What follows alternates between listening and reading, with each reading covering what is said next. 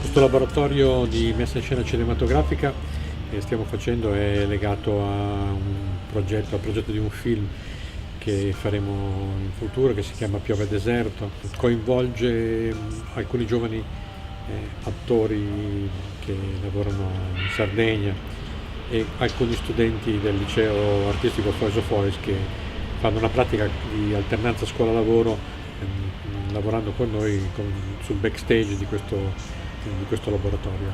Gli attori che abbiamo individuato sono giovani attori, giovani artisti sardi molto interessanti. Crediamo che sia importante che anche per tutti noi, per loro, come dire, costruire una collettività, un momento comune prima delle riprese e soprattutto crediamo sia importante mettere a fuoco anche un'idea di sguardo, di come un attore possa sentirsi visto in modo diverso al cinema rispetto per esempio al teatro.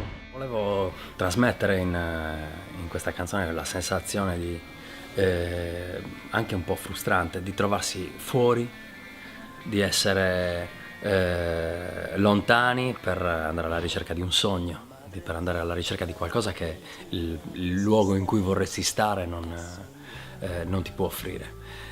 Piove Deserto nasce proprio in quelle condizioni, quando mi trovavo a Torino, dopo una chat in cui questa frase è venuta fuori, questa frase Piove Deserto, e mi ha in qualche modo richiamato esattamente quella nostalgia, mi ha aperto un mondo nostalgico su Cagliari.